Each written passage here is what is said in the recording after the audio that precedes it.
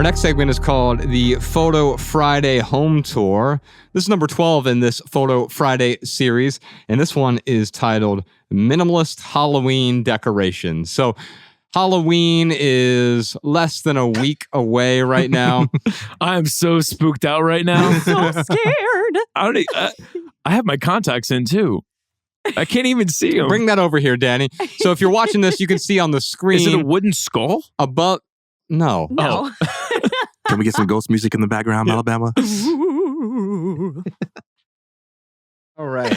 So you can see on the screen above my shoulder here, there is this picture of my entryway. And we have these shelves there. And this picture was taken at night, so we have the lights on. There's a bunch of just regular different objects. And then at the bottom, we have these two pumpkins. And they are two white pumpkins. Oh. To go with our decor. Mm-hmm. And they're stacked on top of Love People Use Things, which that's what we hand out instead of candy. We hand out Love People Use Things. Just hand out books at your door. You hand out copies of the book. Yeah. That's like handing an It apple costs out. so Go, much, here you but go, it's kid. worth This it. is better. Terrible. Every kid in the neighborhood gets one. Advertisement sucks, but self-promotion That's worse is than king. that's worse than like when you give the apple. I mean, not worse than the apples you give out, the ones with the razor blades in them.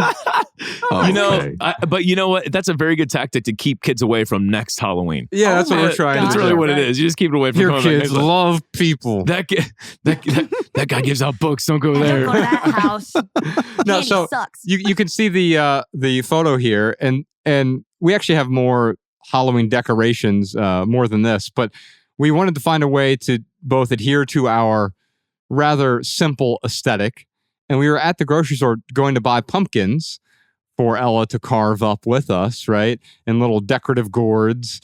And then I saw these white pumpkins, and I'm like, oh, these would actually look great on the shelf, so we can inject a little bit of the seasonality into the home. It doesn't have to be completely sterile, right?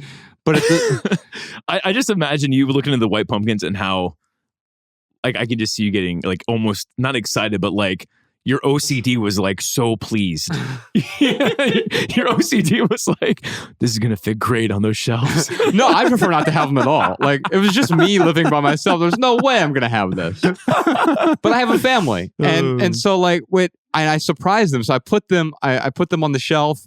And next morning, Ella was like super excited to see them. She's like, "We have Halloween decorations!"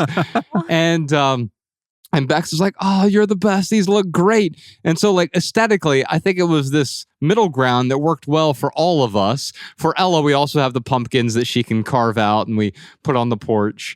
And what I recognized is that, like, we have these objects to try to make the space beautiful. I don't need any of them. They're all non-essentials. Every object you see in this picture, in fact, is a non-essential, but they add some sort of value to our lives, some aesthetic beauty to our space, which is important to us. So every Friday we send out a photo on Patreon for anyone who watches the video version of the Minimalist podcast, where we just go through these little home tour things. And I thought this was nice for this episode, since Halloween is right around the corner.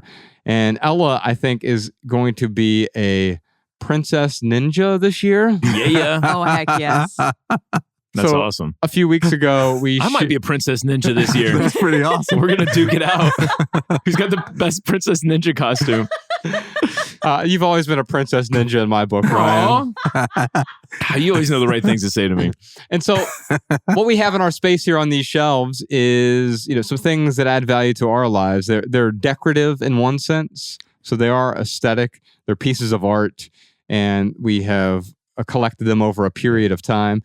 And one thing that we do to keep the space fresh is move them around from time to time. So it's not the same thing over and over. And so this shelf might have artwork from a completely different shelf in that somewhere else in the house, or we just move a few things around.